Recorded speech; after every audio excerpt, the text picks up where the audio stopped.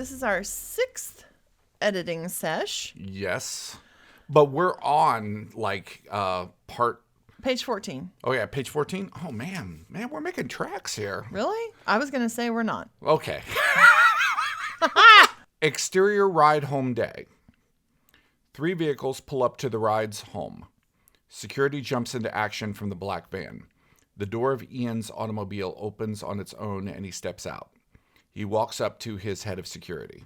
Okay, so it's like one of those type things. Yeah. Modern. Okay, cool. Yeah. Ian, wasn't that a nice ride? Lovely, sir.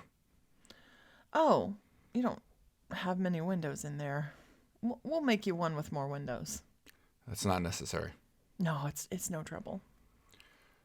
Sir, they should be bulletproof. Of course. Ian and his publicist, who holds the package, walk up to the door. And before they ring the bell, it opens. You must be Mrs. Ride. And you are Ian Solange. Do that for me. Just read Grace. Okay. Thank you. Okay. Grace, and you are Ian Solange. Jeffrey. Jeff. Just call me Jeff. Okay, let me... Just call me Jeff. Jeff opens up the door wide for them to come in. Ian, it's such a lovely day, and this is such a nice space. How about we talk out here? Grace and Jeff look at each other for guidance. Okay, so maybe some sort of description, like he is referring to the porch. Okay, hold on. Yeah, because there should be a scene there. Yeah, there should be a heading right there. Ian and his publicist who holds a package up. Publicist, comma, who holds a package, comma, walk up to the door. Okay, so now they're on the porch. Okay. So let's just go ahead and call that a scene. Okay. Yeah. I think that's the exterior porch. Ride porch day. Yeah. I mean, I think all of that was obvious, but I think for the reader, just to not stop them. Well, quite honestly, when you break it up for, scene headings and when you're breaking down the script. True. You may be able to shoot it in a way that... Well, yeah, and you may have multiple... You could be on a different porch. Jeff opens the door wide for them to come in. It's such a lovely day, and this is such a nice space. How about we talk out here? Grace and Jeff look at each other for guidance. I know. Anytime I have to move it very... It's very stressful. Okay, yes, thank you. I know. Anytime I have to move, it's very stressful. Let's just enjoy the day nature has given us. Where's the lady of the hour? Emmeline. Jeff coaxes Emmeline from behind him. She looks away, but not at the ground. Ian motions to his publicist to hand her, not him. No. To hand him. To hand him the box. Okay. To hand him the box she has. Ian sits down on the porch, face to face with the 10-year-old. I would say he bends down, not sits down. Yeah, I agree. Bends down on the porch, face to face with the 10-year-old. Right, that makes sense. Ian. Emmeline, it's an honor to meet you. I have something here for you. Emmeline reluctantly takes it. She opens up the box, which is filled with computer parts, circuit boards, memory cards, and assorted circuitry. The one at the bottom, that's very special and just for you. It's the Titan 10, the newest in the series of the most sought-after tech we've ever produced. Emmeline looks at it like it's Christmas morning. She sets down the box and runs into the house. Grace calls after her. Grace. Emmeline! It's fine. Just let's have a seat. The 4 of them make their way over to 2 chairs and a porch swing with a tiny plant table between them. Celia pulls a form out from her bag. Celia. As we discussed on the phone, this is a standard non-disclosure agreement that simply states you will not share the contents of any conversation regarding Origian or Mr. Solange with any third party. Grace and Jeff sign the paper. Celia hands over a check. They both look at the $10,000. Ian, where's your other daughter? Is that a lot of money? Well, no, it's just $10,000 for the meeting. Just for the meeting? For the meeting. Oh, how do we know that? Oh. So maybe we should say retainer? I think Celia. Okay, so Celia hands over a check. Okay, and then let's have Celia say something. Okay. Because I have no idea why, what that 10,000 is for. Right. So maybe say, like maybe she uses like a legal term. The retainer for taking this meeting. Ah. Okay.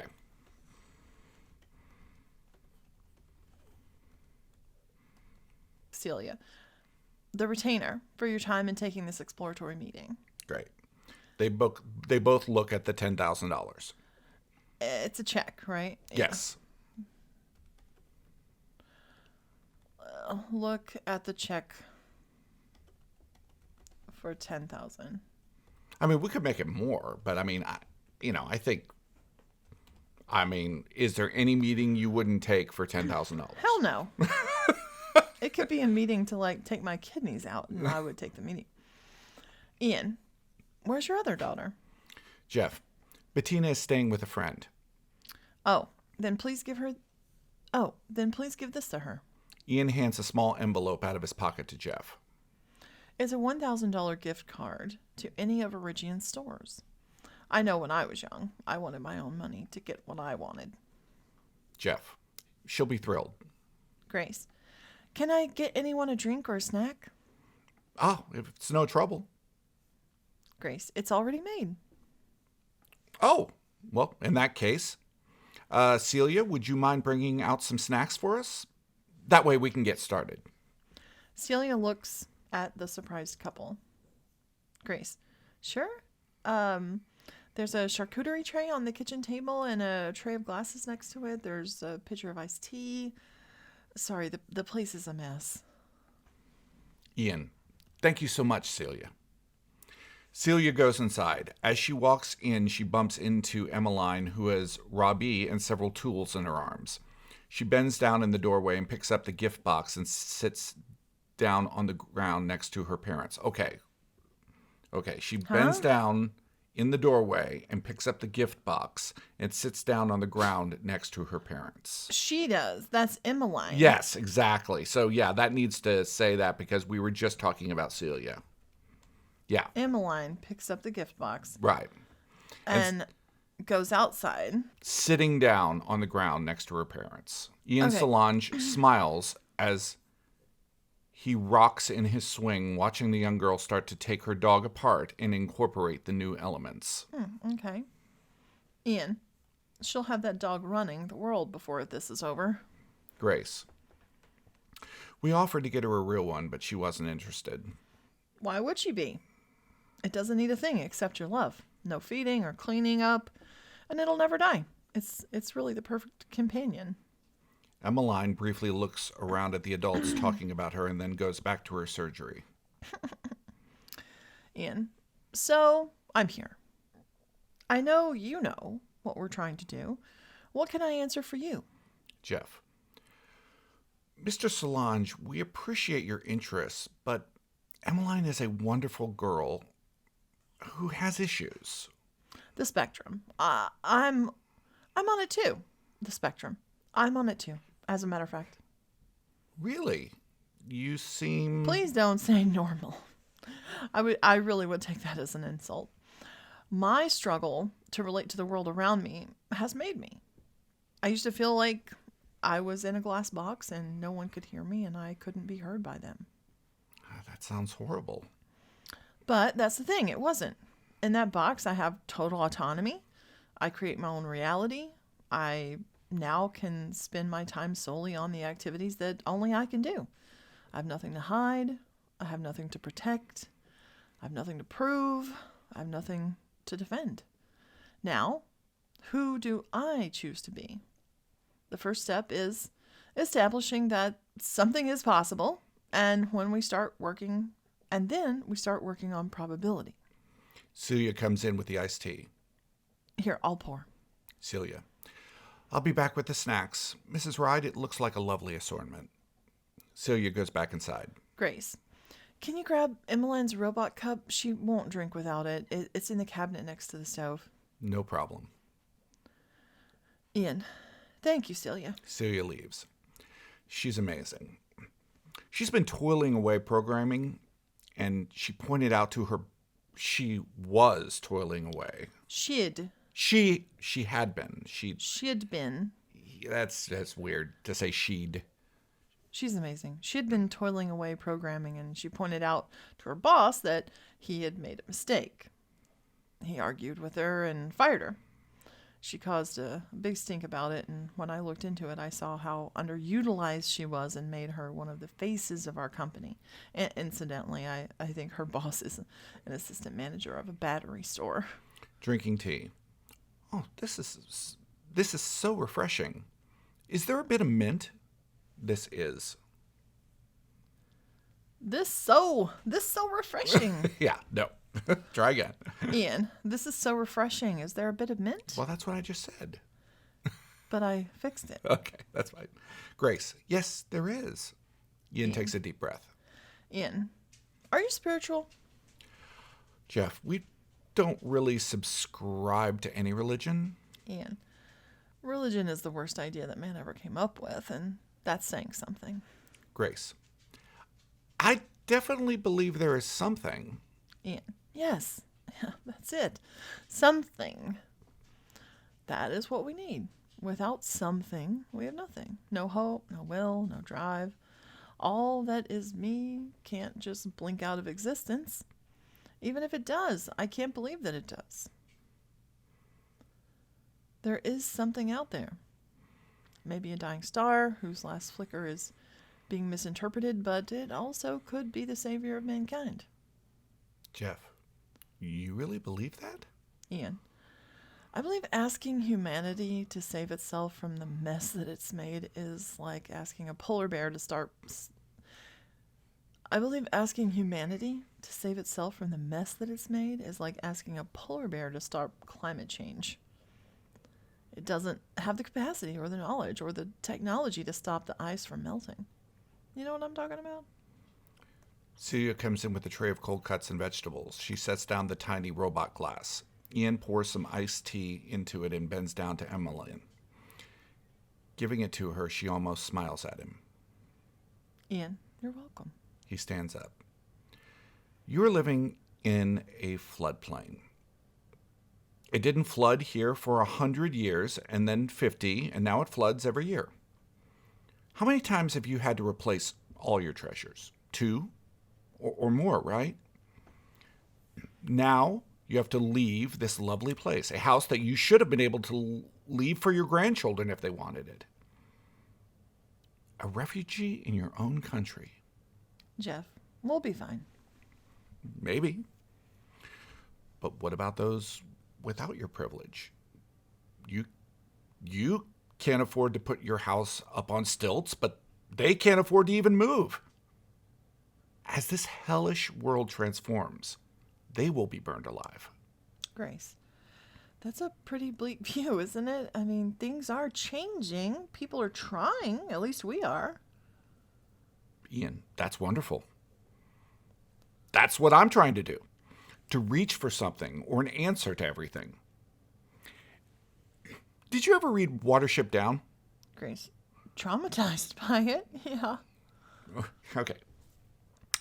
Ian, so the rabbits have to move because people are destroying their habitat and have to kill to survive. But what if the rabbits could talk to the people running the bulldozers? They wouldn't destroy their den. They would just move on. no rabbit war. Jeff, in this analogy, are we the rabbits? I have to believe that any advanced species would have to be more advanced in their empathy as well.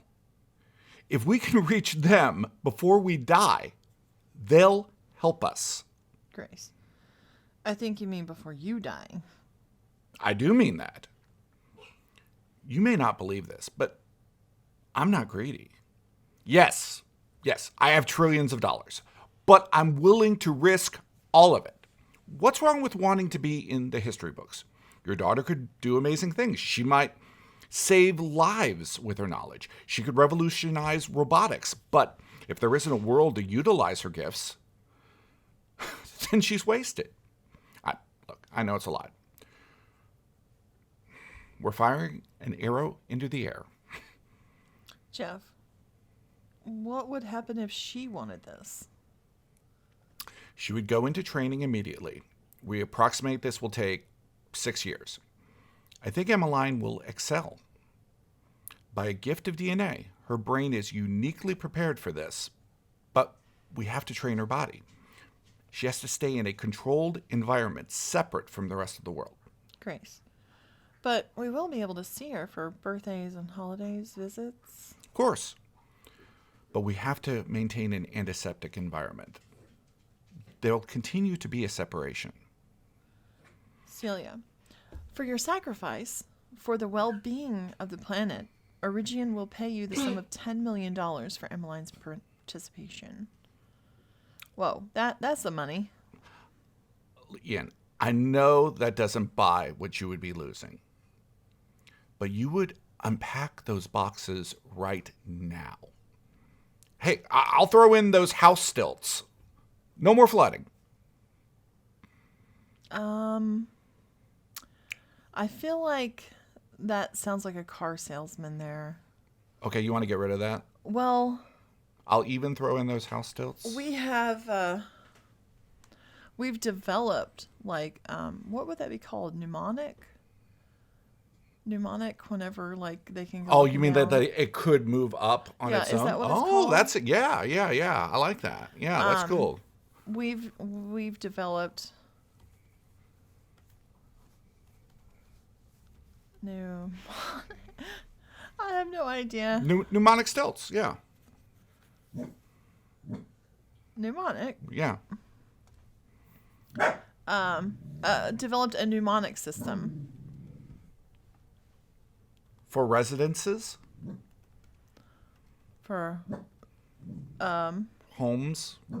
that could develop. We have developed an Stop, Mr. G. industrial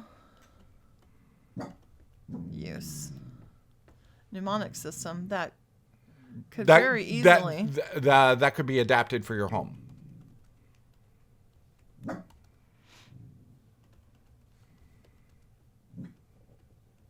Great. Okay, that Great. sounds better. Okay. Sounds more Ian. I agree. We've developed an industrial use mnemonic system that could be adapted for your home. Jeff, it would be up to Emmeline. We all need to talk about it. Ian. But I- I was taking. Oh God, I was reading it like, oh my God. That's so funny. Okay, hold on. That's Ian, such a dark line. It stopped me. In my tracks. Okay. So let's go back so we can set that up Okay. again. That's funny. Jeff, it would be up to Emmeline. We all need to talk about it. Ian, but I was planning on taking her now. Of course, this is the biggest decision of your lives. The head of security comes on the porch and whispers to Ian. Ian, it seems one of your neighbors may have called the press. That's actually a good place to stop because this should be a scene heading. Okay. Sometimes we get on a run and we just like to write and we don't worry about the scene Right. headings. Exterior above Porch. the ride home Right. day. Okay. We'll stop there. Whenever he hands her the robot drink, is that up here? Okay, yeah. He pours some iced tea into it and bends down to Emmeline, giving it to her. She almost smiles at him. I think I want him to say something to her there. Like, I love seeing this, you know. I love seeing what you're doing. You know, or something like more connected. Well, like I'm excited to see how the upgrade, you know, I'm excited to see how the upgrade goes, or something like that.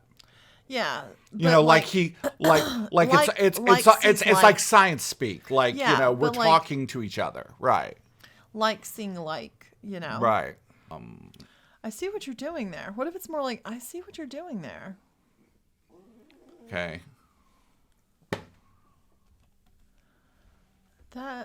Yeah.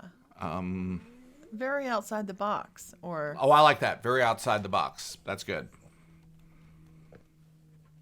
Great. That's perfect. Okay. That's perfect. It's like that he is almost psychically speaking to her with her eye contact. Yeah. Right. I like that. okay. I still may go through and add a couple of like techno words Sure. for him, but that's nothing. That's whatever. No, I'm really excited about it. You know, that's such a important scene. I feel like it's the first time you really delve into the reasoning behind this whole thing. Yeah, what he's out to do. Yeah. Right. No, it's cool. All right. Till next week. He's not wrong about polar bears.